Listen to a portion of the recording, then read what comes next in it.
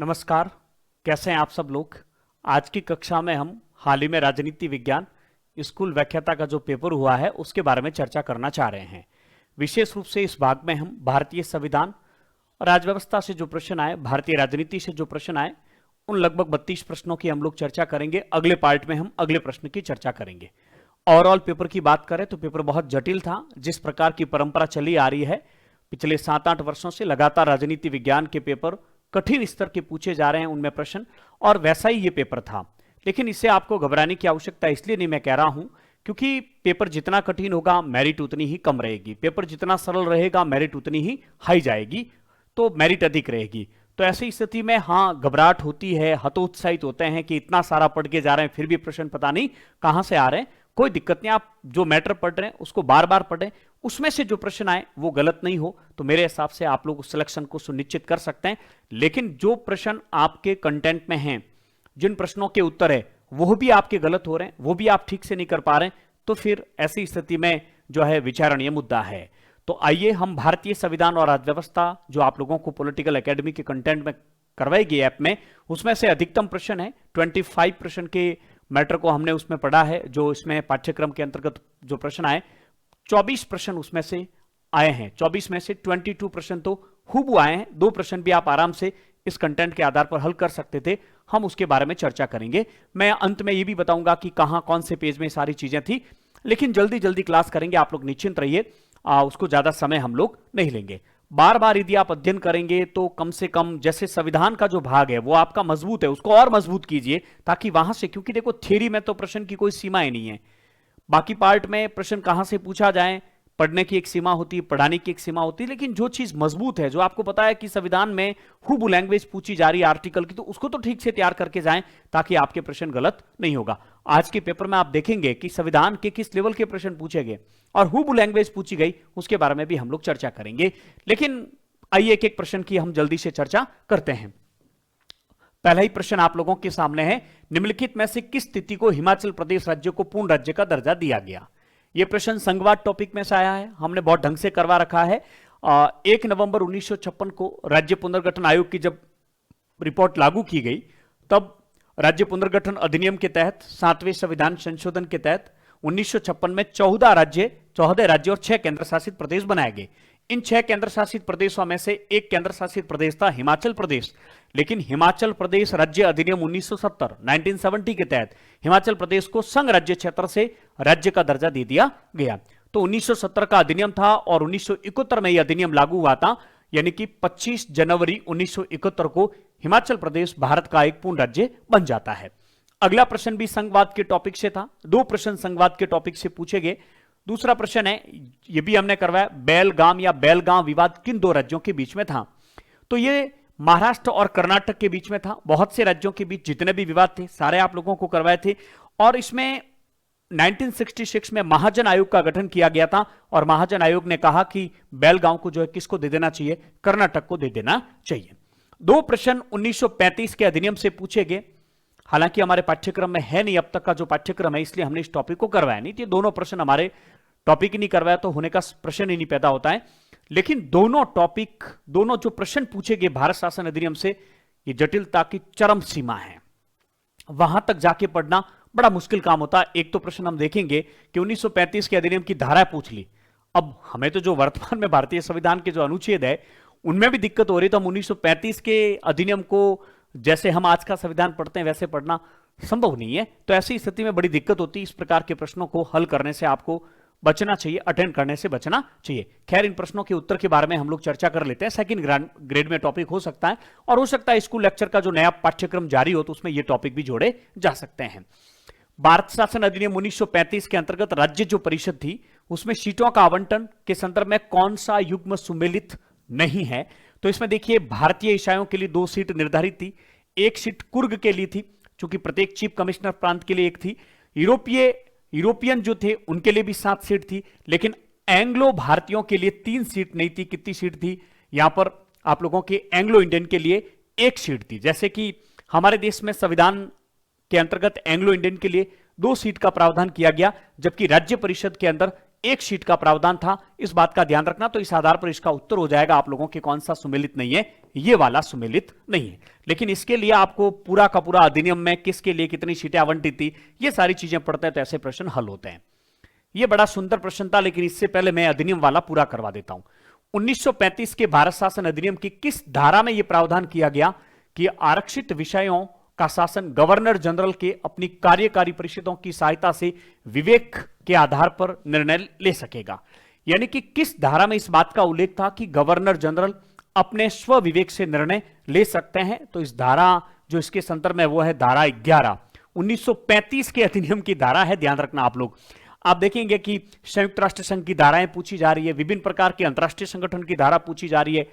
भारतीय संविधान के अनुच्छेद तो हम याद करते हैं, लेकिन अब 1935 के अधिनियम की धाराएं याद करना मुश्किल काम है। इसके लिए एक ही तरीका है, 1935 का पूरा अधिनियम लें, उस अधिनियम की एक एक धारा को पढ़ें। लेकिन फिलहाल स्कूल लेक्चर जो सामान्य शिक्षा में जो है उसमें पाठ्यक्रम में टॉपिक नहीं हमने नहीं करवाए। यदि जुड़ेंगे तो इन टॉपिक के बारे में भी चर्चा करेंगे, बहुत डिटेल में चर्चा करेंगे। अब आइए जो महत्वपूर्ण चर्चा करनी है हमें इस प्रश्न पर। संविधान सभा हमने बहुत डिटेल में करवाई, और मुझे आज भी याद है कि जब मैं संविधान सभा का टॉपिक करवा रहा था तो उस समय कुछ विद्यार्थियों ने मैसेज भी किए कि सर इतना डीप में पढ़ाने की कहां आवश्यकता है, इस तरह के प्रश्न नहीं आते हैं। ये प्रश्न जीता जागता उदाहरण है। क्या प्रश्न है जरा सोचिए। यह प्रश्न है कि सरदार वल्लभ भाई पटेल भारत की संविधान सभा की निम्नलिखित में से किन समितियों के सदस्य थे?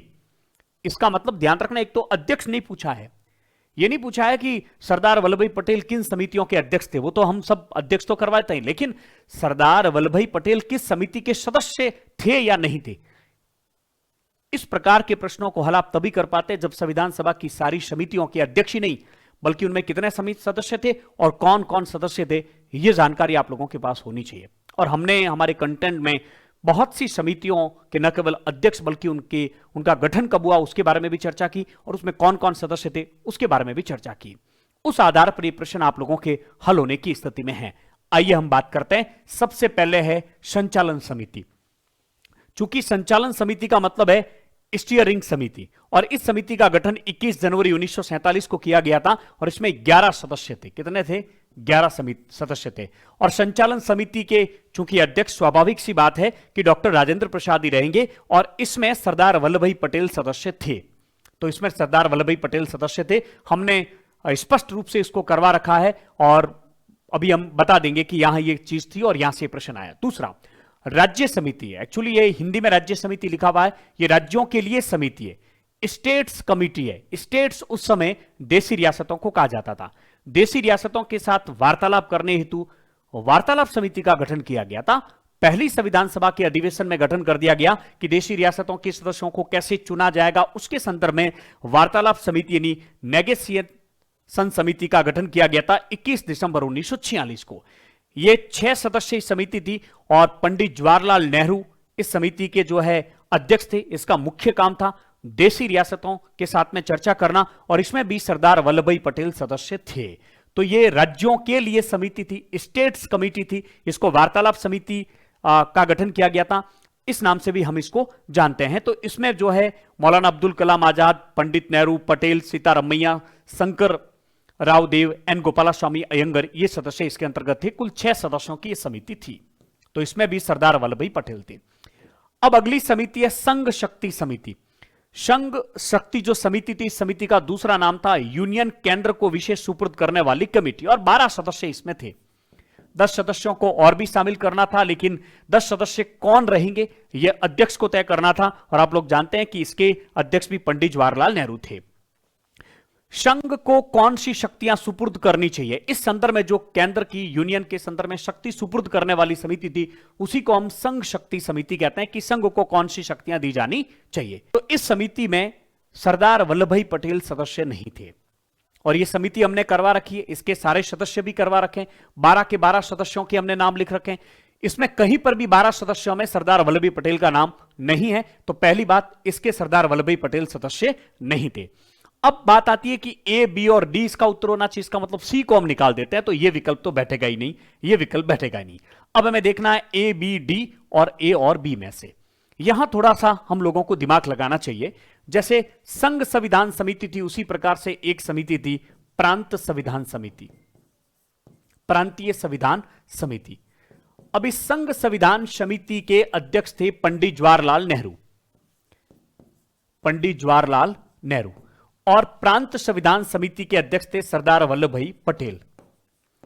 चूंकि संघ के संविधान के संदर्भ में काम पंडित जवाहरलाल नेहरू को करना था और प्रांतीय संविधान के संदर्भ में कार्य सरदार वल्लभ भाई पटेल को करना था, तो ऐसी स्थिति में जब प्रांतीय संविधान समिति के अध्यक्ष ही सरदार वल्लभ भाई पटेल थे, तो वो संघ संविधान समिति के सदस्य हो ही नहीं सकते थे, क्योंकि जब वो प्रांतीय संविधान का निर्माण करने की जिम्मेदारी उनकी थी, प्रांतों से संबंधित, और संघ से संबंधित संविधान के प्रावधान के संदर्भ में पंडित नेहरू के नेतृत्व वाली समिति की जिम्मेदारी थी। तो ऐसी स्थिति में ना तो इस समिति में सरदार वल्लभ भाई पटेल हो ही नहीं सकते, क्योंकि वो प्रांतीय संविधान समिति के अंतर्गत थे।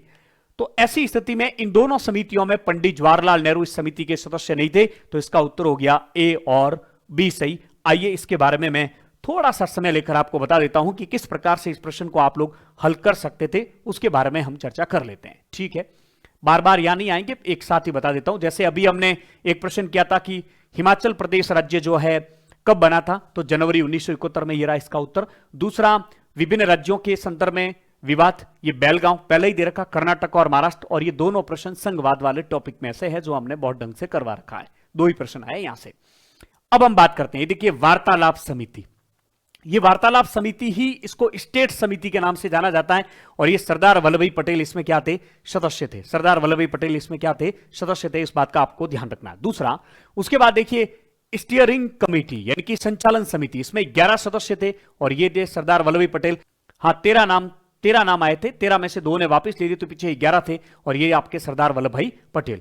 उसके बाद देखिए ये यूनियन केंद्र के सुपुर्द विषयों की कमेटी, यानी कि यूनियन केंद्र के सुपुर्द विषयों की कमेटी, यानी कि केंद्र को कौन कौन सी शक्ति देनी चाहिए, तो संघ जो शक्ति जो समिति थी उसमें 12 सदस्यों की कमेटी का गठन किया गया था इसमें, और 10 सदस्य और लेने थे जो अध्यक्ष तय करता था। इस समिति में कुल मिलाकर कुल जो 12 सदस्य थे, उन 12 में कहीं पर भी सरदार वल्लभ भाई पटेल का यहां पर आप लोगों को नाम नहीं दिख रहा है। तो इस आधार पर सरदार वल्लभ भाई पटेल इस समिति के सदस्य नहीं थे, और चूंकि मैंने आपको बताया कि संघ संविधान समिति का काम पंडित नेहरू को देखना था और प्रांतीय संविधान से संबंधित काम पटेल को देखना था, तो वो संघ संविधान समिति के भी सदस्य नहीं थे। इस आधार पर हमने इस प्रश्न का उत्तर देखा। अगले प्रश्न के बारे में चर्चा करेंगे, थोड़े से यहां देख लेते हैं। एक प्रश्न था 87 वाला कि किस अनुच्छेद के तहत मंत्रिपरिषद सामूहिक रूप से लोकसभा के प्रति उत्तरदायी रहती है। आर्टिकल 75(3) के तहत मंत्रिपरिषद लोकसभा के प्रति सामूहिक रूप से उत्तरदायी होती है। अगला एक ये प्रश्न था, यहीं पर चर्चा कर लेते हैं, फिर प्रश्न की तरफ चलेंगे कि निम्न में से कौन से प्रावधानों को संविधान में संशोधन करने के लिए साधारण बहुमत की आवश्यकता रहती है। आप लोग जानते हैं कि अनुच्छेद 368 में संविधान संशोधन की 2 विधियों का उल्लेख है, लेकिन हमारे देश में संविधान में संशोधन 3 विधियों से होते हैं। पहला है साधारण बहुमत, जिसका अनुच्छेद 368 में उल्लेख नहीं है। जिस प्रकार से संसद साधारण कानून बनाती, सामान्य कानून बनाती, उसी प्रकार से संविधान के बहुत से प्रावधानों में संशोधन किया जा सकता है। बहुत सारे प्रावधान हैं जिसमें साधारण बहुमत से संविधान में संशोधन किया जाता है। अब निम्न में से कौन से साधारण बहुमत से हो सकते हैं, निम्न में से कौन से 2/3 दोनों सदनों के अलग अलग, यानी कि सदन की कुल सदस्य संख्या का बहुमत और उपस्थित और मतदान में भाग लेने वालों की 2/3 बहुमत तथा आधे राज्यों के विधानमंडल के अनुसमर्थन से कौन से प्रावधान संशोधित हो सकते हैं, उसके बारे में हम लोगों को चर्चा करनी थी। आइए देख लेते हैं कैसे होता है। देखिए, उपस्थित मतदान करने वालों की बहुमत यानी साधारण बहुमत से कौन कौन से संशोधन किए जा सकते हैं। साधारण बहुमत से संविधान के निम्न प्रावधानों में संशोधन किया जा सकता है। किसी बाहरी प्रदेश को भारत में शामिल करना है, किसी राज्य के नाम में परिवर्तन करना है, किसी राज्य की सीमा में परिवर्तन करना है, किसी नए राज्य का गठन करना है। ये आपके विकल्प था। किसी राज्य में विधान परिषद का उत्साधन करना हो, किसी राज्य में विधान परिषद का सर्जन करना हो, संघ शासित प्रदेशों के मंत्री परिषद का सर्जन करना हो, राष्ट्रपति उपराष्ट्रपति न्यायाधीशों का वेतन हो, संसदीय विशेषाधिकार हो, 343 के तहत अंग्रेजी के प्रयोग के लिए जो 15 वर्ष की अवधि थी उस अवधि को आगे बढ़ाना हो, अनुसूची 1 और अनुसूची 4 में जो प्रावधान है, और संविधान, ये एक विकल्प यह था, 5वीं तथा 6ठी अनुसूची में संशोधन करना हो। ये सारे जो प्रावधान है वो साधारण बहुमत के तहत थे। दूसरे कौन से प्रावधान थे जिसको हम विशेष बहुमत और आधे राज्यों के विधानमंडल के अनुसमर्थन के माध्यम से संविधान में संशोधन करने के संदर्भ में थे। वो आप लोगों के राष्ट्रपति के निर्वाचक मंडल में संशोधन करना है, राष्ट्रपति की निर्वाचन विधि में है, संघ की कार्यपालिका, राज्य की कार्यपालिका, संघ राज्य क्षेत्र के लिए उच्च न्यायालय, माल और सेवा कर परिषद के साथ साथ में संघ की न्यायपालिका, राज्यों के उच्च न्यायालय और संसद में राज्यों के प्रतिनिधित्व के संदर्भ में यदि कोई संशोधन करना है तो ऐसी स्थिति में साधारण बहुमत नहीं, दोनों सदनों का अलग अलग सदन की कुल सदस्य संख्या का बहुमत उपस्थित और मतदान में भाग लेने वालों के 2/3 बहुमत से प्रस्ताव पारित होना चाहिए था। तो इस आधार पर यह प्रश्न आप लोगों के हल हो जाता। आइए अब प्रश्नों पे चर्चा कर रहे हैं, बीच बीच में यहां आते रहेंगे, हम लोग देखते रहेंगे कि आप यदि ठीक से यहां से पढ़ के जाते हैं तो आप इन प्रश्नों को हल कर पाते हैं। आइए 87 मंत्रिपरिषद सामूहिक उत्तरदायित्व के सिद्धांत भारतीय संविधान का अनुच्छेद है 75(3) जिसमें आर्टिकल 75 जिसमें मंत्रिपरिषद के संदर्भ में प्रावधान है। अगला, भारतीय संविधान के कौन से प्रावधान संसद साधारण बहुमत से संशोधित कर सकती है? तो किसी भी राज्य में विधान परिषद का सृजन है, चाहे उसकी समाप्ति है, 5वीं अनुसूची है या 6ठी अनुसूची है, उसके अनुसूचित क्षेत्र, अनुसूचित जनजातियों के प्रशासन के संदर्भ में प्रावधान है, इन दोनों को साधारण बहुमत से संशोधित किया जा सकता है। तो इसका उत्तर तो हो गया आप लोगों के 1 और 2। लेकिन उच्चतम न्यायालय और उच्च न्यायालय, संसद में राज्यों के प्रतिनिधित्व के संदर्भ में यदि संशोधन करना है तो अनुच्छेद 368 में उल्लेखित विधि नंबर 2 से संशोधन किया जा सकता, अन्यथा नहीं किया जा सकता। बड़ा अच्छा प्रश्न था, बहुत अच्छा प्रश्न था, बहुत ढंग से हमने करवाया। अगला, भारतीय संविधान में निम्नलिखित में से किन अनुच्छेदों में दिए गए मूल अधिकार केवल नागरिकों के लिए हैं? यह प्रश्न आपका सही होना ही होना चाहिए था, बहुत बार आ चुका है। अनुच्छेद 15, 16, 19 को बीच में लिख दो, 29 और 30। ये जो 5 आर्टिकल में जो प्रावधान है वो भारत के नागरिकों के लिए, केवल भारतीयों को प्राप्त है, विदेशियों को प्राप्त नहीं है। इसके अलावा जितने भी अनुच्छेद है उसमें व्यक्ति शब्द का उल्लेख है, इसका मतलब भारत और विदेशी लोगों को भी वो अधिकार प्राप्त है। कितना आराम से हल होता है ये प्रश्न, जरा देखिए कि कौन से केवल भारतीय नागरिकों के लिए है। तो 15 आ गया और 19 आ गया, ये दोनों इसके अंतर्गत नहीं आएंगे। तो इसका उत्तर हो जाएगा आपके ए और बी सही। 4 नंबर 89 में, 89 में हो गया आप लोगों के 4 नंबर। ठीक है, आगे बढ़ो। भारतीय संविधान की प्रस्तावना, बड़ा सुंदर प्रश्न यहां से पूछा गया।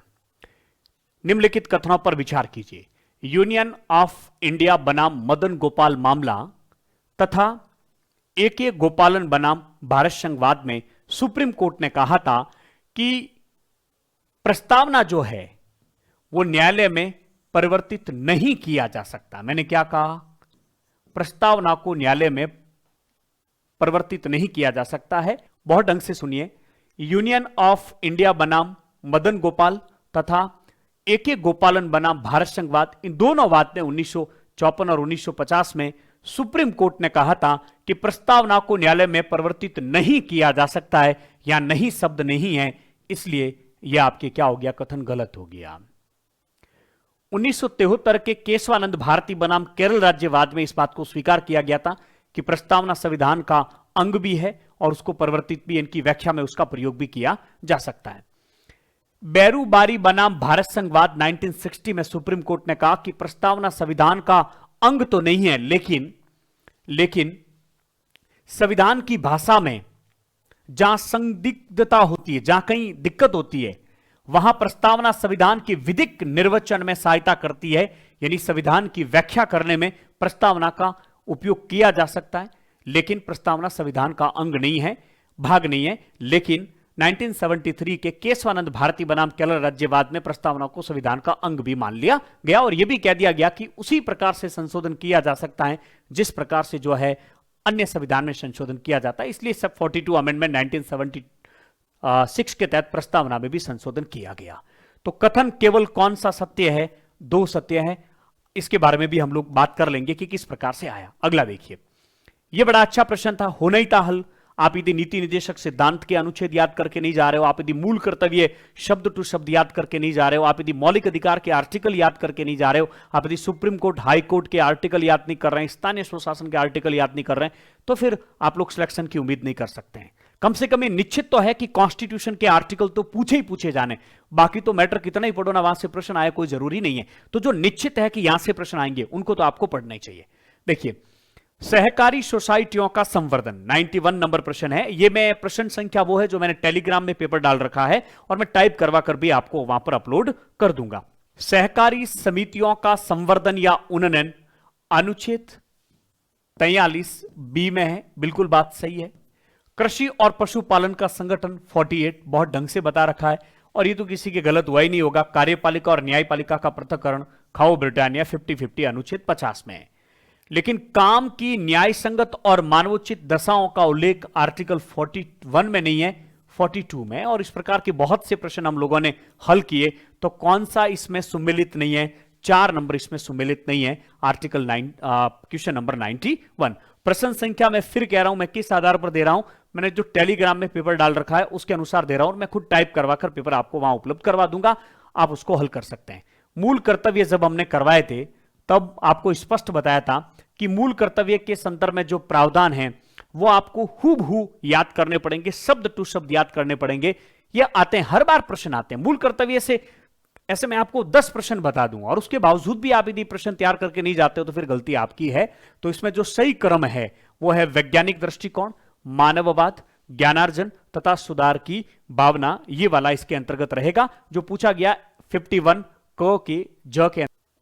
अगला देखिए 93, 92। अगला देखिए, संविधान के 86वें संशोधन अधिनियम 2002, 86 अमेंडमेंट 2002 के तहत संविधान के निम्नांकित में से किन अनुच्छेदों को या तो अंत्य स्थापित किया गया या प्रतिस्थापित किया गया? अंत्य स्थापित किया गया इसका मतलब नया जोड़ा गया, प्रतिस्थापित किया गया इसका मतलब पहले जो प्रावधान था उसमें थोड़ा बहुत संशोधन करके उसको वापस लागू किया गया। और यह एक ऐसा संविधान संशोधन था जिसमें 3 जगह संशोधन हुआ। एक, 86 के तहत मूल अधिकार, अनुच्छेद 21A जोड़ा गया, शिक्षा का अधिकार दिया गया, मौलिक अधिकार बनाया गया। नीति निदेशक तत्वों में अनुच्छेद 45 की जो भाषा थी उसको परिवर्तित किया गया, क्योंकि 6 से 14 वर्ष के बालकों के लिए जब शिक्षा का प्रावधान कर दिया तो फिर बचपन 6 वर्ष से कम आयु के बच्चों की देखभाल की जिम्मेदारी दे दी। और एक मूल कर्तव्य में अनुच्छेद 51A के अंतर्गत जो है 11वां मूल कर्तव्य जोड़ा गया। कौन सा? 11वां। इसके बारे में हम लोग बातचीत कर लेंगे। तो देखिए 21A और 45 कहां है? तो ये गलत हो गया, ये गलत हो गया, ये गलत हो गया, ये सही हो गया, 21 क और 45। अब आइए इन प्रश्नों के हल यहां पर देख लेते हैं कि कहां इन प्रश्नों के उत्तर आपको मिल सकते थे, किस टॉपिक में थे, उन सब के बारे में हम लोग बात कर लेते हैं। जल्दी आगे बढ़ेंगे, आप लोग चिंता नहीं करें। ये देखिए, ये प्रश्न हमने किया था, मूल अधिकार से पूछा गया था। 15, 16, 19, 29 और 30 में उल्लेखित मौलिक अधिकार केवल भारतीयों को प्राप्त है। आराम से हल हो रहा था। 89 नंबर। बैरूबारी बनाम, देखिए AK गोपालन बनाम मद्रास राज्य 1950 और मदन गोपाल, दोनों मामले में सुप्रीम कोर्ट ने कहा था कि प्रस्तावना को न्यायालय में परिवर्तित नहीं किया जा सकता है।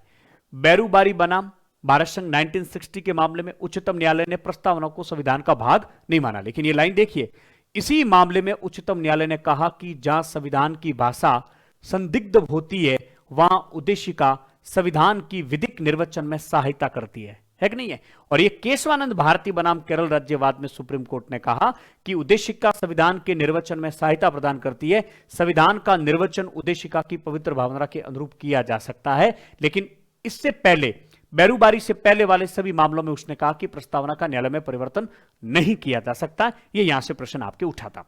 यह आर्टिकल 42 काम की न्याय संगत और मानवोचित कार्य दशाओं का तथा प्रसूति सहायता में जो है उपबंध, ये आर्टिकल तो खैर होने ही है। समितियों, सहकारी समितियों का उन्नयन 43B आपके देखा है। 44 राज्य, भारत के समस्त राज्य क्षेत्र में एक समान, ये तो खैर था नहीं, ये वाला था।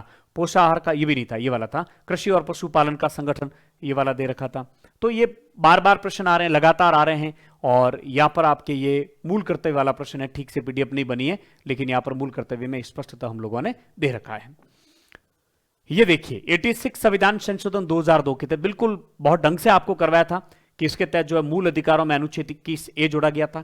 नीति निदेशक तत्वों के अनुच्छेद 45A की विषय वस्तु को परिवर्तित किया गया था। और मूल कर्तव्य में 51A में 11वां मूल कर्तव्य जोड़ा गया था। अब आइए वापस प्रश्नों पर चलते हैं। 3-4 प्रश्न हल करके फिर वापस यहां से हम देखेंगे कि कहां इन प्रश्नों के उत्तर थे, और ठीक से आपने नहीं पढ़ा है तो फिर यह गलती आपकी ही मानी जाएगी। आइए, बड़ा अच्छा प्रश्न था। भारत के राष्ट्रपति की आपातकालीन शक्तियों के संदर्भ में निम्न कथनों पर विचार कीजिए। नए प्रकार के प्रश्न पूछे जाते हैं। 1 सही है, 2 सही है, दोनों सही है, कौन सा सही है, बहुत ढंग से देखना होता है। बाह्य आक्रमण, आंतरिक अशांति से राज्य की सुरक्षा करना राष्ट्रपति का कर्तव्य है।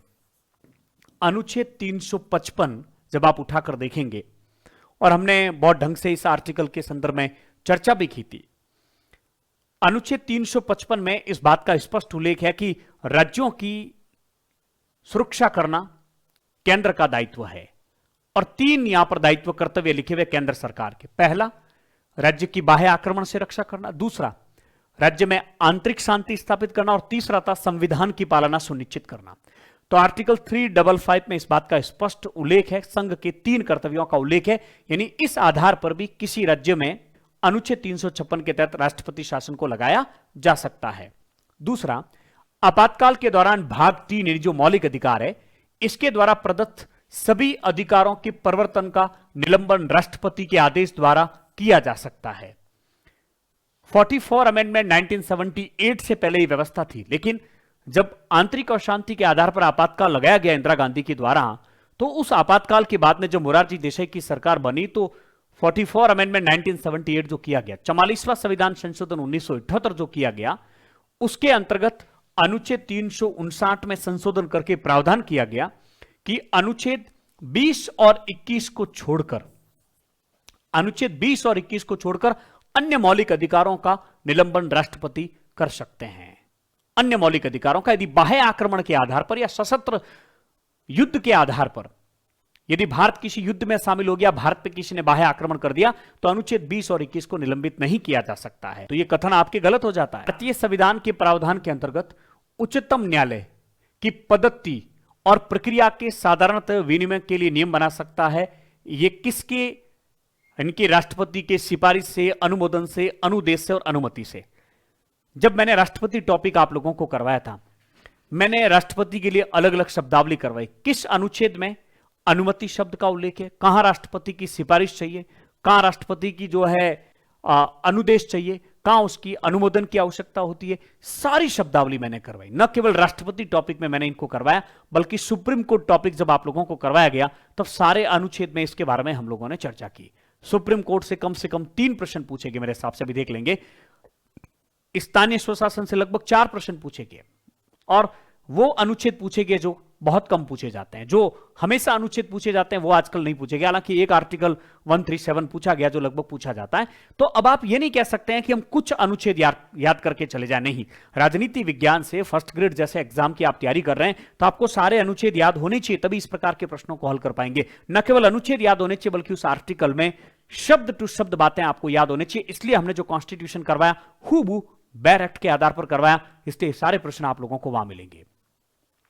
तो भारत के संविधान के अंतर्गत प्रावधान है कि उच्चतम न्यायालय की जो पद्धति है, उसकी जो प्रक्रिया है, उसके जो साधारणतः विनियमन के लिए जो नियम बनाए जाते हैं, ये नियम बना सकता है भारत के राष्ट्रपति की अनुमति से, भारत के राष्ट्रपति के अनुमोदन से, सिफारिश से या अनुदेशन से। अनुच्छेद 145(1) में इस बात का स्पष्ट उल्लेख है कि उच्चतम न्यायालय राष्ट्रपति के अनुमोदन से यह नियम बना सकता है। तो अनुच्छेद 145 जो आपको करवाया है और उसका जो खंड 1 है, उसमें इस बात का स्पष्ट उल्लेख है। एक और सुप्रीम कोर्ट का प्रश्न देख लीजिए, भारत के संविधान के निम्नांकित में से किन अनुच्छेदों में विद्यमान विधि के अधीन रहते हुए फेडरल न्यायालय, संघीय न्यायालय की अधिकारिता और शक्तियों का उच्चतम न्यायालय द्वारा प्रयोग किया जाएगा, प्रयुक्त होना, इस शब्दावली का उल्लेख है अनुच्छेद 135 में, 135 में इस बात का स्पष्ट उल्लेख है, और ये सब करवा रखे। एक और आर्टिकल देख लेते हैं, फिर हम पीछे चलेंगे। यह बड़ा अच्छा प्रश्न था, सबके होना ही था। संसद के दोनों सदनों की संयुक्त बैठक अनुच्छेद 108 के तहत होती है, तो ये दोनों तो कट ही गए विकल्प। ये प्रश्नों को हल करने का तरीका है। वार्षिक वित्तीय विवरण अनुच्छेद 112 में, तो 3 नंबर इसका सही होगा, तो ये 3 नंबर चल गया। अब ये भी कट गया, तो अकेला यही बच गया। धन विधेयक की परिभाषा अनुच्छेद 110 में, और लेखा अनुदेन है अनुच्छेद 116 में। तो ये देखिए बिल्कुल 2 नंबर विकल्प आपके सही है। एक प्रश्न और हल कर देते हैं निम्नलिखित में से। हाँ, इसमें थोड़ा समय लगेगा, पहले पीछे चल लेते हैं अपन लोग, देख लेते हैं कहां से प्रश्न आए, और आप लोग वहां से ठीक से पढ़ा नहीं पढ़ा यह आपके ऊपर निर्भर करेगा। मेरा काम है कंटेंट को देना, आपको यह कहना कि सारी चीजें बहुत महत्वपूर्ण है, इनको आपको तैयार करना चाहिए। अब उसके बावजूद भी आप नहीं पढ़ते हैं तो वो गलती आपकी ही मानी जाएगी। आइए, जो हमने आपातकाल के संदर्भ में देखा, आर्टिकल 359। अनुच्छेद 359 के तहत राष्ट्रीय आपातकाल के दौरान अनुच्छेद 20 और 21 को छोड़कर अन्य मौलिक अधिकारों को राष्ट्रपति निलंबित कर सकते हैं। अनुच्छेद 358 के तहत राष्ट्रीय आपातकाल यदि युद्ध और बाह्य आक्रमण के आधार पर लागू है तो अनुच्छेद 19 में उल्लेखित स्वतंत्रताएं भी स्वतः निलंबित हो जाएगी। लेकिन यदि राष्ट्रीय आपातकाल सशस्त्र विद्रोह के आधार पर लगाया गया है तो अनुच्छेद 19 को निलंबित नहीं किया जा सकता है। तो यदि सशस्त्र विद्रोह के आधार पर लगेगा तो अनुच्छेद 19 भी निलंबित नहीं किया जा सकता है। यह बहुत अच्छा प्रश्न था। यहां से दूसरा विकल्प देख लीजिए, आर्टिकल 355 यानी राष्ट्रपति शासन के दो आधारों का उल्लेख है। संघ सरकार के कर्तव्यों का उल्लेख है। पहला, राज्य की बाह्य आक्रमण से रक्षा करना, राज्य में आंतरिक शांति बनाए रखना और संविधान की पालना सुनिश्चित करना। यह हो गया। यहां से अगला देखिए, अनुच्छेद 145 में इस बात का उल्लेख है कि संसद द्वारा बनाई गई किसी विधि के उपबंधों के अधीन रहते हुए उच्चतम न्यायालय समय समय पर राष्ट्रपति के अनुमोदन, यह शब्द लिखा हुआ है अनुमोदन, इस प्रकार के प्रश्न पूछे जाते हैं। तो यह बहुत ढंग से ध्यान रखना है कि और हमने अलग से करवाई है शब्दावली, दो जगह करवाई है। एक और सुप्रीम कोर्ट से था, अनुच्छेद 135 के तहत विद्यमान विधि में के अधीन संघीय न्यायालय की अधिकारिता और उसकी शक्तियों का प्रयोग उच्चतम न्यायालय द्वारा किया जाना है। इस बात का उल्लेख था, जब तक संसद विधि नहीं बना देती है तब तक उच्चतम न्यायालय उसका उपयोग करेगा। तो संघीय न्यायालय और अधिकारिता और शक्तियों जैसी शब्दावली का उल्लेख अनुच्छेद 135 में है। अब एक ही अनुच्छेद था, ये तो बहुत सरल है, संयुक्त सदनों की संयुक्त बैठक अनुच्छेद 108, धन विधेयक की परिभाषा अनुच्छेद 110, वार्षिक वित्तीय विवरण 112 और लेखानुदान 116। ये इससे पहले असिस्टेंट प्रोफेसर में भी यहां से अनुच्छेद का प्रश्न पूछा गया था। अब हम बात करते हैं एक थोड़े से जटिल प्रश्न की। ये वो प्रश्न है जो हमारे कंटेंट में कहीं पर भी आपको नोट्स में नहीं मिलेगा, क्योंकि पढ़ने और पढ़ाने की सीमा है। क्या प्रश्न है जरा समझ लिए। निम्नलिखित में से किस बात में उच्चतम न्यायालय ने राज्यपाल द्वारा सरकार के बहुमत पर निर्णय करने की शक्ति से संबंधित है? उत्तर प्रदेश के राज्यपाल थे रोमेश भंडारी। रोमेश भंडारी ये राज्यपाल थे और उस समय उत्तर प्रदेश के मुख्यमंत्री थे कल्याण सिंह। रोमेश भंडारी ने कल्याण सिंह जी को इस आधार पर पदच्युत कर दिया कि उनको विधानसभा में बहुमत नहीं है। विधानसभा में बहुमत नहीं है, इस आधार पर इनको पदच्युत कर दिया जाता है और इनकी जगह जगदंबिका पालेस को जो है उत्तर प्रदेश का क्या बना दिया जाता है? मुख्यमंत्री बना दिया जाता है रोमेश भंडारी की द्वारा। ऐसी स्थिति में कल्याण सिंह हाईकोर्ट में गए। उच्चतम न्यायालय ने अपने आदेश के द्वारा कल्याण सिंह को वापस जो है उत्तर प्रदेश का मुख्यमंत्री बना दिया। तो उच्चतम न्यायालय में कल्याण सिंह ने चुनौती दी। उच्चतम न्यायालय ने अंतरिम आदेश के द्वारा पुणे मुख्यमंत्री पद पर उनको आसीन कर दिया। ऐसी स्थिति में जगदंबिका पालेस जो है सुप्रीम कोर्ट गए हाईकोर्ट के विरुद्ध में, और सुप्रीम कोर्ट में मामला चला जगदंबिका पालेस बनाम भारत संघवाद। और इस वाद में सुप्रीम कोर्ट ने यह डिसीजन दिया, सुप्रीम कोर्ट ने डिसीजन दिया कि प्रतिवादी करने वाले पक्षकारों में सदन में सामासिक परीक्षण यानी कि फ्लोर टेस्ट के द्वारा ही निर्णय लेना चाहिए कि किसके पास में बहुमत है। और जब फ्लोर टेस्ट करवाया गया, विधानसभा में निर्णय लिया गया, तो कल्याण सिंह के पास में बहुमत साबित हो गया और इस प्रकार से हाईकोर्ट के निर्णय को लागू रखा गया। तो यह मामला जो है वो जगदंबिका पालेस बनाम भारत संघ 1998, 1999 भी मिलता है हालांकि। तो निम्नलिखित में से कौन सा वाद सर्वोच्च न्यायालय के राज्यपाल द्वारा सरकार के बहुमत तक निर्णय करने की शक्तियों से संबंधित है? यानी कि राज्यपाल को सरकार के बहुमत के आधार पर ही निर्णय करना चाहिए, अपनी मन मर्जी से किसी को पद से नहीं हटाना चाहिए। राजभवन में नहीं बल्कि विधानसभा में तय होना चाहिए कि सरकार के पास बहुमत है अथवा नहीं है। तो इसका उत्तर यह था। आइए, निम्नांकित में से भारत के संविधान का कौन सा अनुच्छेद राज्य विधानसभा के सदस्यों द्वारा शपथ या प्रतिज्ञान से संबंधित है? जिस प्रकार से आर्टिकल 99 में संसद के सदस्यों की शपथ का प्रावधान है, उसी प्रकार से आर्टिकल 188 में राज्यों के विधानमंडल के सदस्यों के शपथ का प्रावधान है। और आप लोग जानते हैं कि विधानसभा में राज्यपाल भी प्रोटेम स्पीकर की नियुक्ति करते हैं। हालांकि संविधान में कहीं पर भी प्रोटेम स्पीकर जैसी शब्दावली का उल्लेख नहीं है। एक और उच्चतम न्यायालय से आर्टिकल पूछा गया, 35 पूछ लिया, 137 पूछ लिया, 145 पूछ लिया, बहुत सारे अनुच्छेद पूछे गए। भारतीय संविधान के किस अनुच्छेद के तहत उच्चतम न्यायालय को अपने द्वारा सुनाए गए निर्णय या दिए गए आदेश का पुनरावलोकन करने की शक्ति प्राप्त होगी। आर्टिकल 137 अनुच्छेद 137 में इस बात का स्पष्ट उल्लेख है कि सुप्रीम कोर्ट अपने द्वारा दिए गए निर्णयों की समीक्षा कर सकता है और समीक्षा करके वो उन्हें बदल भी सकता है। इस प्रकार की शक्ति हाई कोर्ट के पास नहीं है, केवल सुप्रीम कोर्ट के पास है। अगला प्रश्न बड़ा अच्छा प्रश्न था, ये प्रश्न तो आपके होने ही होने चाहिए। अनुच्छेद 217 में हाईकोर्ट के न्यायाधीशों की जो है योग्यताओं का उल्लेख है और वहां इस बात का स्पष्ट उल्लेख है कि हाईकोर्ट के न्यायाधीश बनने की योग्यता क्या रहेगी। वह भारत के राज्य क्षेत्र में कम से कम 10 वर्ष तक न्यायिक पद पर रहा हो, बिल्कुल बात सही है। राष्ट्रपति की राय में पारंगत विधिवेता हो, इस बात का उल्लेख हाईकोर्ट के न्यायाधीशों के संदर्भ में नहीं है, सुप्रीम कोर्ट के न्यायाधीशों के संदर्भ में है और बहुत ढंग से आपको करवाया था। किसी उच्च न्यायालय में या ऐसे 2 या अधिक न्यायालयों में लगातार कम से कम 10 वर्ष तक वो अधिवक्ता रहा हो, बिल्कुल बात सही है। और वो भारत का नागरिक तो होना ही चाहिए। तो इसका उत्तर तो हो गया आप लोगों के ये, और नोट डाल के इस बात को आपको लिखवाया गया था कि राष्ट्रपति की नजर में पारंगत विधिवेता होना चाहिए। ये हाईकोर्ट के न्यायाधीशों की योग्यता में इस बात का उल्लेख नहीं है, सुप्रीम कोर्ट के न्यायाधीशों की योग्यता में इस बात का उल्लेख है। आइए अब इन प्रश्नों के बारे में हम लोग बात कर लेते हैं कि कहां से है, फटाक से देख लेंगे, आप चिंता नहीं करें, आपका समय बहुत कीमती है, मैं ज्यादा समय आप लोगों का नहीं लूंगा। ये देखिए आर्टिकल 188 के तहत विधानमंडल के सदस्यों को राज्यपाल या उसके द्वारा अधिकृत व्यक्ति द्वारा शपथ दिलाई जाती है। अपने निर्णय या आदेशों का उच्चतम न्यायालय द्वारा पुनरावलोकन आर्टिकल 137।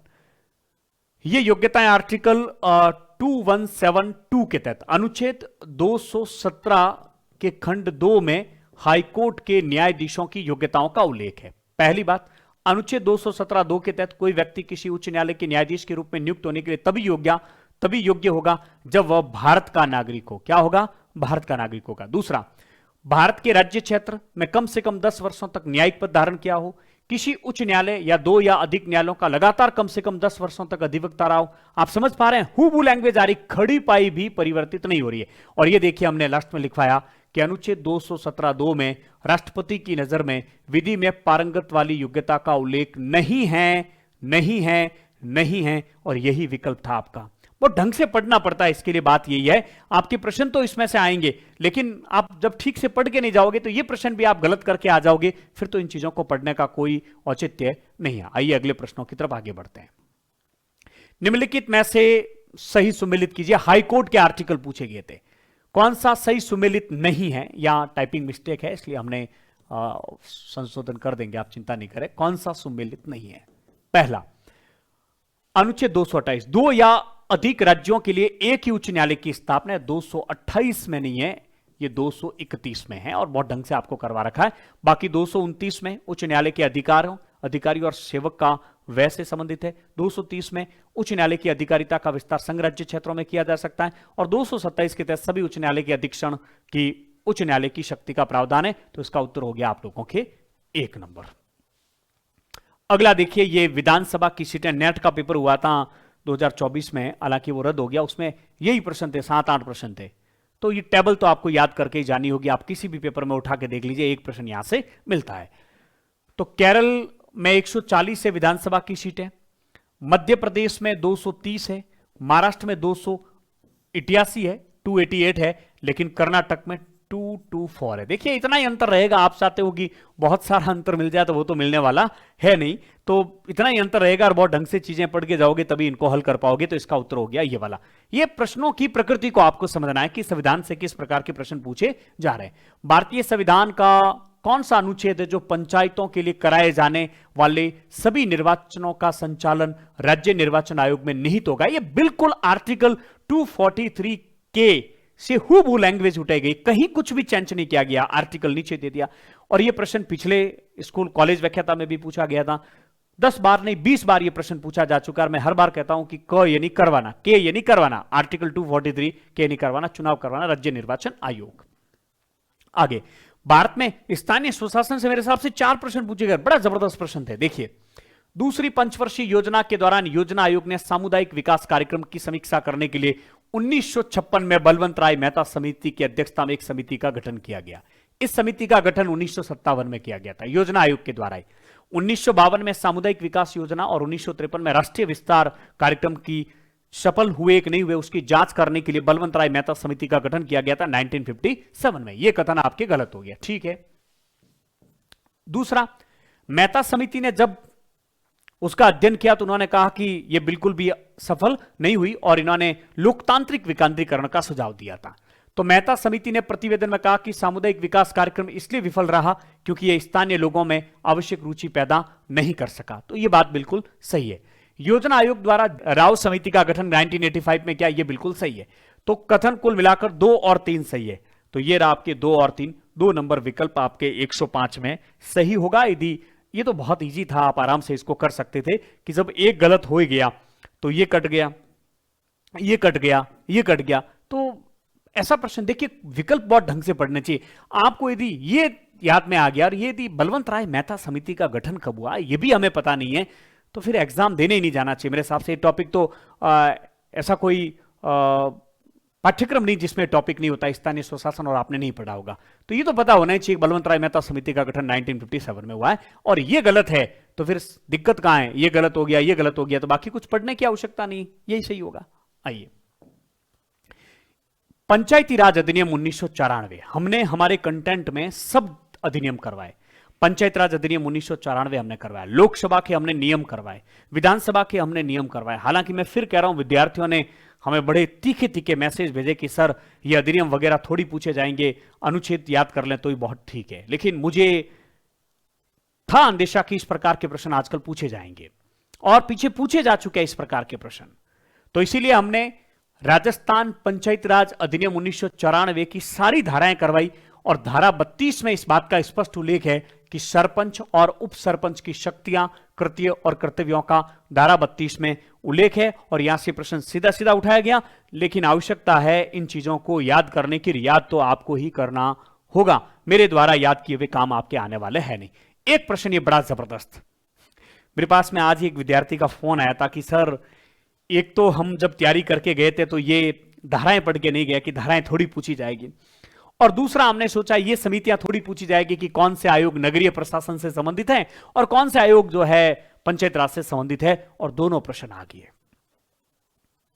ये वो चीजें हैं जो आपको बहुत कम मिलेगी, क्योंकि अधिनियम, पंचायत राज अधिनियम करवाने के लिए राजस्थान पंचायत राज अधिनियम की किताब लानी पड़ती है और इतनी बड़ी आती है। और मैं लेके आया था और मैंने क्लास जब ली थी तब भी आपको बताया कि ये मैं इतनी बड़ी किताब को पढ़कर जो है आपको सारी अधिनियम की धाराएं करवा रहा हूं। तो देखिए, हाँ, अब जो बात कर रहे हैं कि कौन से आयोग नगरीय प्रशासन से संबंधित जो है नहीं है, तो इसमें इसका उत्तर होगा वाई बी चौहान समिति, गिरिजापति मुखर्जी समिति है, रफीक जकारिया समिति है, जॉन मथई समिति इसके अंतर्गत है। आइए हम नोट्स को देख लेते हैं कि उत्तर हमने आपको सही बताया है या नहीं बताया। मैं टेलीग्राम में पीडीएफ डालूंगा, मैं टेलीग्राम में पेज नंबर भी डालूंगा जहां से आप आराम से देख सकते हैं। हालांकि मैं फिर कह रहा हूं, थियरी में इतने प्रश्न नहीं आए जितने संविधान में आए, लेकिन जब हमें पता है कि संविधान में प्रश्न कहां से बनते हैं तो उसको तो मजबूत करें हम, जो हमारा पक्ष और मजबूत हो सकता है, जहां से फिक्स है कि कैसा भी प्रश्न होगा तो हम उसके इर्द गिर्द चीजों को करने में तैयार रहेंगे। तो फिर यहां से प्रश्न पॉलिटिकल एकेडमी के कंटेंट से बहुत जबरदस्त आए, आप खुद मूल्यांकन कीजिए टेलीग्राम चैनल में जुड़ के। ये देखिए, उच्च न्यायालयों की अधिकारिता का संघ राज्य क्षेत्रों पर विस्तार, अनुच्छेद 230, ये तो खैर सब में ही रहेगा। सभी न्यायालयों के अधीक्षण करने की उच्च न्यायालय की शक्ति, अनुच्छेद 227, तो सीधे सीधे उठाए गए हैं।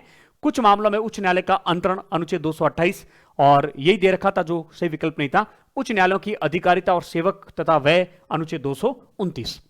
अब ये देखिए सीटें दे रखी, तो महाराष्ट्र वगैरह ये यहां से हो जाएगा। देखिए मध्य प्रदेश, कर्नाटक में 224 है, जबकि आपकी 226 दे रखी थी।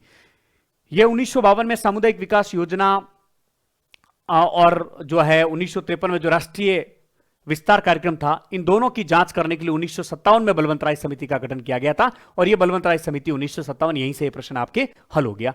यह GV राव समिति 1985 यहां पर हो गया, यह भी योजना आयोग के द्वारा ही गठित की गई। ये देखिए, पंचायतों के निर्वाचन के लिए 243 की। अब देखो प्रश्न कैसे उठाया, मैं आपको बता रहा हूं। पंचायतों के सभी निर्वाचनों के संचालन, अधीक्षण, निर्देशन और नियंत्रण के लिए निर्वाचन आयोग में नीति होगी, अनुच्छेद 243 के हो गया इसमें। आइए ये देखिए, टेबल दे रखिए, 21 नंबर पेज है, स्थानीय स्वशासन का जो आपके टॉपिक है, राजस्थान पंचायत राज अधिनियम 1994। और इसमें मैंने महत्वपूर्ण भी बताया कि कौन कौन सा आपको याद रखना। यह धारा 32 देखिए, सरपंच और उप सरपंच की शक्तियां, कृत्य और कर्तव्य, कुछ भी चेंज नहीं किया जाता। यहां और लिखा तो वो और भी होगा। तो ये मैंने 124 धाराएं हैं, 3 अनुसूचियां हैं, 5 अध्याय, लेकिन 121 तक जो मुझे महत्वपूर्ण लगी, लगभग 30-35 मैंने धाराएं आपको करवाई। ये शुक्रगुजार हूं कि 32 धारा हमने करवाई थी, वो पूछ लिया गया। ये इसलिए कह रहा हूं कि जैसे देखिए यहां 21 करवाई लेकिन 22 और 23 नहीं करवाई, तो 22 और 23 पूछ लेते तो बड़ा मलाल रहता, लेकिन थोड़ा बहुत हमें भी, क्योंकि तो आप सारी 124 धाराएं तो आप याद करने से रहे, तो एक 32 भी पूछी गई है और बड़ा अच्छा प्रश्न था। आइए देखते हैं। ये देखिए, नगरीय स्थानीय सरकार संबंधी समितियां और आयोग, और इसमें ये आपके करारोपण जांच आयोग 1953-54 में जॉन मथई है। स्थानीय नगर निकायों के वित्तीय संसाधनों के संवर्धन के लिए मंत्रियों की समिति रफीक जकारिया है। नगर निगम प्रशासन में बजट सुधार पर समिति 1974 गिरिजापति मुखर्जी है। तीनों यहां पर दे रखी है। नेट में प्रश्न पूछा गया था, उसमें पंचायत राज से संबंधित ये समितियां पूछी गई थी और इसमें नगरीय। तो जब नेट में पूछा गया तो हम कंटेंट तैयार कर रहे हैं, तो ये तो सोचेंगे कि भाई नेट में पूछा गया तो आगे एग्जाम में पूछने की संभावना रहेगी। पूर्व में पूछे गए प्रश्नों के आधार पर ही तो हम पढ़ाई करते हैं और हमें पढ़ाई करनी चाहिए। तो यहां से प्रश्न है अगला। ये 74वें संविधान संशोधन आप लोग जानते हैं कि 1 जून 1993 को लागू हुआ था, और यह प्रश्न आपसे पूछा गया था, यह गलत था और वहां गलत दे रखा था, और इसमें जो है 12वीं अनुसूची जोड़ी गई थी 74वें संविधान संशोधन के तहत, जिसमें 18 विषय थे। आइए वापिस प्रश्नों की तरफ हम लोग चलते हैं।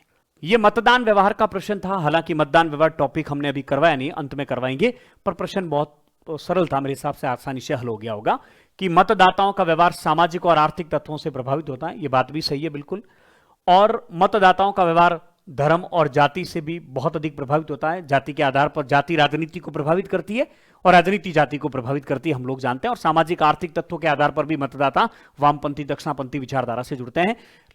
अगला, वर्तमान में चुनाव में मतदान पूर्णतः आदेशित रूप से भाग लेते हैं। पूर्णतः आदेशित, किसी के कहने पर, आदेश के आधार पर वो मत नहीं देते हैं। तो मेरे हिसाब से इसमें जो है केवल 1 और 2 सही होना चाहिए। बाकी देखो कुछ प्रश्न में आरपीएससी की भी निर्भर करती है। निम्नलिखित कथनों पर विचार कीजिए। मैंने बता दिया 74वां संविधान संशोधन अधिनियम 25 अप्रैल 1993 को लागू नहीं हुआ था, 1 जून 1993 को लागू हुआ था। तो ये कथन गलत हो गया। 74वें संविधान, अब चूंकि इसमें दोनों गलत दे ही नहीं रखे हैं तो सीधा प्रश्न आपके हल हो गया, केवल 2 ही इसमें सही है। इसमें देखिए 12वीं अनुसूची और इसमें 18 कार्यों का उल्लेख है। मुख्य चुनाव आयुक्त और अन्य चुनाव आयुक्त अधिनियम 2023, ये समसामयिक प्रश्न था। चूंकि निर्वाचन आयोग फर्स्ट पेपर में है तो टॉपिक जब करवाएंगे तब ये आराम से हो जाएगा, और लगातार चर्चा में था तो इसके संदर्भ में प्रश्न आप लोगों से पूछ लिया गया। अनूप बरवाल बनाम भारत संघवाद 2023 में, मुझे लगता है किसी कक्षा में मैंने इसकी चर्चा भी की थी। उस मामले में सुप्रीम कोर्ट ने कहा कि मुख्य निर्वाचन आयुक्त और अन्य निर्वाचन आयुक्तों की नियुक्ति के संदर्भ में एक कॉलेजियम होना चाहिए। उस कॉलेजियम में प्रधानमंत्री होना चाहिए, लोकसभा में विपक्ष का नेता होना चाहिए, और जो है उसमें सुप्रीम कोर्ट के मुख्य न्यायाधीश होने चाहिए, चीफ जस्टिस ऑफ इंडिया होने चाहिए। यह सुप्रीम कोर्ट ने कहा था। लेकिन जब मुख्य चुनाव आयुक्त और अन्य चुनाव आयुक्त अधिनियम 2023 बनाया गया तो यहां से भारत के मुख्य न्यायाधीश की जगह यहां पर कैबिनेट मंत्री का प्रावधान कर दिया गया, कैबिनेट, और यही प्रश्न बन गया। देख लीजिए, प्रश्न ये नहीं पूछा गया कि सुप्रीम कोर्ट ने अनूप बरवाल बनाम भारत संघवाद 2023 में जो कॉलेजियम का प्रावधान किया उसमें किन किन का सुझाव दिया था। तो सुप्रीम कोर्ट ने कहा था प्रधानमंत्री, लोकसभा में विपक्ष के नेता और मुख्य जो है भारत के मुख्य न्यायाधीश उसमें होने चाहिए। लेकिन संसद के द्वारा जो मुख्य चुनाव आयुक्त और अन्य चुनाव आयुक्त अधिनियम 2023 बनाया गया उसमें किसका प्रावधान कर दिया गया था? कैबिनेट मंत्री का प्रावधान कर दिया गया था। अब आप कथन को देखिए, मुख्य चुनाव आयुक्त और कैबिनेट मंत्री कौन होगा? जिसे प्रधानमंत्री नियुक्त करेगा। मुख्य चुनाव आयुक्त और चुनाव आयुक्त की नियुक्ति राष्ट्रपति द्वारा एक चयन समिति की सिफारिश पर की जाएगी। बिल्कुल बात सही है, जिसमें प्रधानमंत्री होगा, सही है, लोकसभा विपक्ष के नेता होगा, सही है, लेकिन सर्वोच्च न्यायालय का मुख्य न्यायाधीश होगा, यह बात सही नहीं है। तो यह कथन हो गया आपके गलत। एक खोज समिति, चूंकि अब यहां यह नहीं दे रखा कि यह गलत, तो स्वतः ही हो गया, तो केवल कथन 2 सही है। और एक इसमें एक खोज समिति जो कैबिनेट मंत्री की अध्यक्षता में बनेगी, जो चयन के विचार के लिए 5 व्यक्तियों का एक पैनल तैयार करेगी और उसी में से आयुक्तों की नियुक्ति की जाएगी। तो बड़ा अच्छा प्रश्न था और वह ढंग से आप इसको हल कर सकते थे, क्योंकि पॉलिटिकल साइंस में कुछ प्रश्न जो है आपको करंट के आधार पर भी पूछे जाते हैं। आइए, यह दलीय व्यवस्था का प्रश्न था। चूंकि हमने दलीय राजनीतिक दल टॉपिक हमारे करवाना, लेकिन कक्षा 10th की एनसीईआरटी से और कक्षा 12th की एनसीईआरटी दोनों में से प्रश्न दिया गया, बहुत आसानी से था। अकाली दल की स्थापना 1925 में नहीं 1920 में हुई थी। कब हुई थी? 1920 में। तो एक गलत हो गया। तो ये कथन गया। हाँ, केवल एक सही है, ये तो सही है ही नहीं, और 1 2 3 सभी सही नहीं है, तो यहां तक अभी तक ये सही है तीनों दौड़ में। दूसरा, यहां जाते हैं, तेलुगु देशम पार्टी आंध्र प्रदेश में फरवरी 1984 में अस्तित्व में नहीं आई, 1982 में आई थी। ये भी शायद 12th की एनसीईआरटी में भी है और 10th की एनसीईआरटी में तो बहुत ढंग से दे रखा राजनीतिक दल वाले अध्याय में। तो इसका मतलब गलत कौन सा हो गया? 3 गलत हो गया। तो ये हो गया। तो कथन 2 सही, शिरोमणि अकाली दल ने पाकिस्तान की मांग का कड़ा विरोध किया था। अगला, संसदीय निर्वाचन क्षेत्र 2024। टेलीग्राम में मैंने 4 जून को एक संदेश भेजा था जिस दिन रिजल्ट डिक्लेयर हुआ था। मैं किस राजनीतिक दल को कितनी सीट मिली आपको नोट्स में ऐड कर लेना चाहिए, और इत्तेफाक से प्रश्न भी यहां पर पूछ लिया गया। जनता दल यूनाइटेड को 12 सीटें मिली, राष्ट्रीय जनता दल को 5 सीटें मिली, झारखंड मुक्ति मोर्चा के बारे में 3 सीटें लिख रखी है, और समाजवादी पार्टी की 37 सीटें लिख रखी है यहां पर।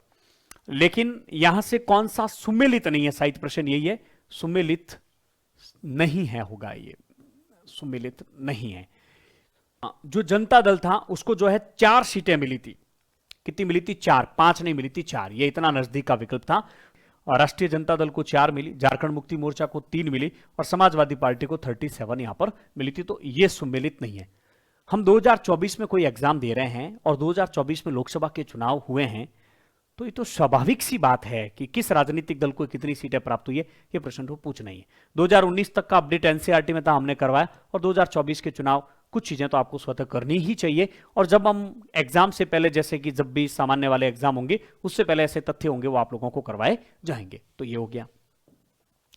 अवधि, निम्नांकित में से किस समिति ने सिफारिश की कि विधानसभाओं और लोकसभाओं में चुनाव लड़ने के लिए जो आयु है वो 25 वर्ष से घटाकर 21 वर्ष कर देनी चाहिए? हालांकि ये सुझाव था, इस सुझाव को माना नहीं गया है। तो इसकी जो है सिफारिश जो की थी वो दिनेश गोस्वामी समिति के द्वारा की गई थी। हालांकि चुनाव सुधार टॉपिक करवाना, इसलिए हमारे कंटेंट में अब तक इसको नहीं, हमने टॉपिक ही नहीं करवाया। आइए लास्ट वाले कुछ प्रश्न थे उसके बारे में मैं बात कर लेता हूं, और फिर फर्स्ट पेपर में 5 प्रश्न आए थे उसके बारे में भी हम लोग चर्चा कर ही लेते हैं। इतनी चर्चा हो गई है। ये देखिए, न्यायिक निर्णय, हां। अब जो है हम इन प्रश्नों के बारे में चर्चा करते हैं जो फर्स्ट पेपर में संविधान के 5 प्रश्न पूछे गए थे। संसदीय समिति के संदर्भ में कौन सा कथन गलत है? तो संसदीय समिति अध्यक्ष के निर्देशन में कार्य करती, बिल्कुल बात सही है। संसदीय समिति अपना प्रतिवेदन सदन को अथवा अध्यक्ष एवं सचिवालय को प्रस्तुत करती है, बिल्कुल बात सही है। संसदीय समिति अपना प्रतिवेदन कभी भी प्रधानमंत्री को नहीं देती है, तो यह कथन गलत है। तो यहां लिखा हुआ है कि प्रधानमंत्री को प्रस्तुत करती है। संसदीय समिति का अर्थ सदन द्वारा नियुक्त अथवा चुनी गई अथवा अध्यक्ष द्वारा नामित समिति है, बिल्कुल बात सही है। अभी हम देख लेंगे। यह प्रश्न था कि सर्वोच्च न्यायालय के न्यायाधीश के विरुद्ध महाभियोग के प्रस्ताव की जांच करने वाली समिति में कुल सदस्य होंगे। पहली बात तो सर्वोच्च न्यायालय के न्यायाधीश को महाभियोग की पद्धति से नहीं हटाया जाता, लेकिन बोलचाल की भाषा में इस शब्द का प्रयोग कर दिया जाता है। महाभियोग प्रस्ताव, महाभियोग नहीं सॉरी, उच्च न्यायालय के न्यायाधीश या उच्चतम न्यायालय के न्यायाधीशों को हटाने का प्रस्ताव राज्यसभा में भी लाया जा सकता है और लोकसभा में भी लाया जा सकता है। राज्यसभा में लाएगा तो राज्यसभा के 50 सदस्यों का समर्थन होना जरूरी है, और लोकसभा में लाया जाता है तो लोकसभा के 100 सदस्यों का समर्थन होना जरूरी है। चाहे राज्यसभा में लाएं चाहे लोकसभा में लाएं, राज्यसभा में सभापति को सौंपा जाएगा और लोकसभा में अध्यक्ष को। और यदि अध्यक्ष और सभापति उसको स्वीकार कर लेते हैं, वो अस्वीकार भी कर सकते हैं यदि आरोप निराधार है या इन मापदंडों को पूरा नहीं कर रहा है, तो अध्यक्ष या सभापति 3 सदस्य समिति का गठन करते हैं, जिसमें एक तो होता है सुप्रीम कोर्ट का मुख्य न्यायाधीश या न्यायाधीश, दोनों में से कोई भी हो सकता है। सुप्रीम कोर्ट का मुख्य न्यायाधीश भी हो सकता है और न्यायाधीश भी हो सकता है। और एक ध्यान रखना, हाई कोर्ट का मुख्य न्यायाधीश होगा। 25 जो हाई कोर्ट है हमारे देश में, 25, इन 25 में से किसी भी एक हाई कोर्ट का मुख्य न्यायाधीश सदस्य होगा और एक न्याय विधि यानी कि विधिवेता होगा, न्यायविद होगा। ये 3 सदस्य समिति का गठन किया जाता है। इनमें से किसी भी विकल्प में उच्च न्यायालय के मुख्य न्यायाधीश का उल्लेख नहीं है, इसलिए प्रश्न आपके डिलीट होगा। मैंने डी लिखा, टेलीग्राम में डाल, कुछ बच्चों ने कहा ये 4 नंबर नहीं, डी का मतलब डिलीट है, यहां पर यह प्रश्न डिलीट होगा, डिलीट होगा। मैंने इंग्लिश में भी देख लिया तो डिलीट ही होना है। अगला, निम्नलिखित में से भारत के प्रधानमंत्रियों का कौन सा समूह 1952 के बाद से कभी भी संसद में राज्यसभा का नेता नहीं रहा? 1952 में पहली लोकसभा के चुनाव से लगाकर वर्तमान तक जितने भी देश के प्रधानमंत्री रहे, उनमें से कौन सा समूह राज्यसभा का नेता नहीं रहा? आइए देखते हैं। आईडी गुजराल और मनमोहन सिंह दोनों राज्यसभा से प्रधानमंत्री बने और दोनों ने राज्यसभा में नेता की भूमिका निभाई थी। ठीक है, यह कह रहा है नहीं रहा। दूसरा, एचडी देवेगौड़ा और मनमोहन सिंह, ये भी जो है इंदिरा गांधी और नरेंद्र मोदी राज्यसभा के सदस्य ही नहीं रहे, क्योंकि प्रधानमंत्री जिस सदन से होता है उस सदन का नेता होता है। लोकसभा है तो लोकसभा, राज्यसभा है तो राज्यसभा, लेकिन जरूरी नहीं है, जरूरी नहीं। यदि प्रधानमंत्री लोकसभा से हैं या राज्यसभा से हैं और वो यदि सदन के नेता नहीं होंगे तो वो किसी अन्य को सदन का नेता नियुक्त करते हैं। इंदिरा गांधी जब 1966 में देश की प्रधानमंत्री बनी, उस समय वो राज्यसभा की सदस्य थी, लेकिन इंदिरा गांधी राज्यसभा की नेता उस समय नहीं थी। ध्यान रखना बहुत ढंग से, राज्यसभा की नेता वो नहीं थी। तो इंदिरा गांधी राज्यसभा की नेता थी नहीं जब प्रधानमंत्री बनी, और नरेंद्र मोदी राज्यसभा के नेता रहे नहीं। अब बात आती है कि वीपी सिंह और लाल बहादुर शास्त्री में, तो लाल बहादुर शास्त्री 1954-55 में प्रधानमंत्री बनने से पहले वो राज्यसभा में नेता के पद पर रह चुके हैं। इसके कारण इसका उत्तर होगा इंदिरा गांधी वाला। अब आइए इस प्रश्नों को हम हल करवा देते हैं। कहां ये एक बार ही देख लेते हैं। भारत के चुनाव आयोग के संदर्भ में सही कथन कौन सा? चूंकि फर्स्ट पेपर में करवाएंगे, लेकिन हमारे जो नोट्स तैयार हो रखे हैं इसलिए तो उसमें ये है। तो बहुमत द्वारा निर्णय लेने की शक्ति के साथ बहुसदस्यीय निर्वाचन आयोग की अवधारणा 1990 में नहीं 1989 में इसको बहुसदस्यीय कर दिया गया था। 1+2 = 3। आज भी बहुसदस्यीय है। रमा देवी भारत की एकमात्र महिला मुख्य चुनाव आयुक्त थी। बिल्कुल बात सही है, रमा देवी ही एकमात्र महिला है जो मुख्य चुनाव आयुक्त बनी थी। राष्ट्रपति मुख्य चुनाव आयुक्त और चुनाव आयुक्तों की नियुक्ति करते हैं। उनका कार्यकाल 5 वर्ष और 60 नहीं होता है, इनका कार्यकाल जो है 6 वर्ष और जो है 65 वर्ष की आयु होता है। भारत का चुनाव आयोग एक स्थायी संवैधानिक निकाय और इसकी स्थापना 25 जनवरी 1952 को नहीं 1950 को की गई थी। तो कथन कौन सा सही है? यह रमा देवी वाला सही है। अगला, सर्वोच्च न्यायालय ने निम्न में से किस निर्णय में कहा कि प्रस्तावना संविधान का भाग नहीं है? बहुत सरल प्रश्न है। बैरूबारी बनाम भारत संघ मामले में सुप्रीम कोर्ट ने कहा कि प्रस्तावना संविधान का अंग नहीं है। तो ये देखिए, निर्वाचन आयोग की बात करें, तीनों आयुक्तों का कार्यकाल 6 वर्ष और 65 वर्ष की आयु होता है, जबकि यहां लिखा हुआ था 60 वर्ष। 5 और 60 नहीं, 6 और 65 है। ठीक है। वीएस रमा देवी एकमात्र महिला जो मुख्य आयुक्त रह चुकी है। ठीक है। केंद्रीय निर्वाचन आयोग 25 जनवरी 1950 को स्थापित हुआ था। ठीक है। हम 25 जनवरी को मतदाता दिवस भी मनाते हैं। 16 अक्टूबर 1989 को राष्ट्रपति द्वारा इस आयोग को बहुसदस्यीय बना दिया गया। सबसे पहले तारकुंडे समिति की सिफारिश पर और उसके बाद में दिनेश गोस्वामी, बाद में वापस इसको एक सदस्य बना दिया गया था चुनाव के बाद, 1989 के चुनाव के बाद में। लेकिन दिनेश गोस्वामी समिति की वापस सिफारिश पर 1 अक्टूबर 1993 को वापस इसको बहुसदस्यीय बना दिया गया। ये देखिए, संसदीय समिति हमने जो करवा रखी थी उसमें तीनों लाइनें कंटिन्यू पूछी गई। संसदीय समिति वह है जो सदन द्वारा नियुक्त या निर्वाचित की जाए या अध्यक्ष या सभापति द्वारा मनोनीत की जाए। अध्यक्ष या सभापति के निर्देशन में कार्य करती, बिल्कुल बात सही है। अपना प्रतिवेदन सदन को या अध्यक्ष या सभापति को पेश करती है। और देख लेते हैं, ये जो समिति है, जो न्यायाधीश जांच अधिनियम 1968 है, उसमें से मैंने पूरा इस टॉपिक को करवाया और उसकी धारा भी लिखी है मैंने। देखिए, सदन में प्रस्ताव लाए जाने पर संबंधित सदन का अध्यक्ष या सभापति 3 सदस्यीय समिति का गठन करता है, जिसमें निम्न सदस्य होते हैं। इस बात का उल्लेख है न्यायाधीश जांच अधिनियम 1968 की धारा 2 के उपखंड खंड 2 में। ठीक है। क्या है? उच्चतम न्यायालय का न्यायाधीश, मुख्य न्यायाधीश या अन्य न्यायाधीश, किसी उच्च न्यायालय का मुख्य न्यायाधीश और एक विधि विशेषज्ञ, यथास्थिति अध्यक्ष या सभापति की राय में जो विधि का विशेषज्ञ है उसको इसमें नियुक्त किया जाता है। ठीक है। तो इसके कारण ये डिलीट होगा। अब देखिए, सदन के नेता वाले में मैंने करवाया प्रधानमंत्री में 3 प्रधानमंत्री जो राज्यसभा के नेता रहे। 3 प्रधानमंत्री जो राज्यसभा के नेता रहे, एचडी देवेगौड़ा, आई.के. गुजराल और मनमोहन सिंह। अब आप कहोगे कि इंदिरा गांधी भी तो राज्यसभा की सदस्य थी। नीचे क्या लिखा है? इंदिरा गांधी 1966 में प्रधानमंत्री बनी, तब वह राज्यसभा की सदस्य थी, लेकिन राज्यसभा के नेता थे एमसी छागला और बाद में वो लोकसभा में आ गई। तो इसके कारण इंदिरा गांधी राज्यसभा की नेता नहीं रही थी और लाल बहादुर शास्त्री 1954 से 55 के बीच में जो है राज्यसभा के नेता रहे थे। 1952 के बाद प्रधानमंत्री बाद में बने, वो एक अलग बात है। तो इस प्रकार से हमने आपको 32 प्रश्न करवाए हैं टोटल और 5 फर्स्ट पेपर वाले 37 प्रश्न हमने आपको करवाए हैं। हमने अब तक जो टॉपिक पढ़ाए हैं उन टॉपिक में से मैंने चूंकि आप लोगों को बताया है कि 25 + 5 30 प्रश्न आए हैं, उनमें से 29 प्रश्न आपको इसमें से आप लोग हल करने की स्थिति में रहेंगे। ये केवल इस कारण ही इतने प्रश्न हुए क्योंकि हमने बहुत डिटेल में करवाया है। इस बात को मैं इनकार नहीं करूंगा और हमें आवश्यकता है इस तरीके से स्कूल व्याख्याता राजनीति विज्ञान की यदि आप तैयारी कर रहे हैं, जब फर्स्ट पेपर में इतने प्रश्न जबरदस्त पूछे जा रहे हैं तो तैयारी तो मजबूती करनी होगी, कमर कस के ही करनी होगी, अन्यथा काम नहीं चलेगा। और फिर कह रहा हूं अंत में, पेपर टफ आ रहे हैं, चिंता नहीं करें, मेरिट डाउन रहेगी। ऐसी स्थितियां रहेगी कि न्यूनतम अंक जो प्राप्त करने चाहिए उससे थोड़ी सी ऊपर जाएगी, वहीं तक मेरिट रहेगी। इस लेवल के प्रश्न आएंगे तो वो घबराने की आवश्यकता नहीं। आप तो बस जितने हो सकते हैं उतने आपको सही करने चाहिए। जो पढ़ रहे हैं उसमें से प्रश्न आ गया और आपके गलत हो गया तो फिर बात ठीक नहीं है। इस बात का ध्यान रखते हुए तैयारी करें। अगली कक्षा में हम अन्य प्रश्नों के ऊपर चर्चा करेंगे। आप सबका स्नेह बना रहे। Thank you very much. और टेलीग्राम से जरूर जुड़ें ताकि ये सारी पीडीएफ वगैरह आप लोगों को वहां पर मिल जाएगी। मैंने अपने स्तर पर इन प्रश्नों के उत्तर बताए हैं। सभी के ज्ञान की एक सीमाएं होती है। आरपीसी द्वारा जो उत्तर कुंजी जारी की जाएगी वही अंतिम जो है उत्तर कुंजी मानी जाएगी। Thank you very much.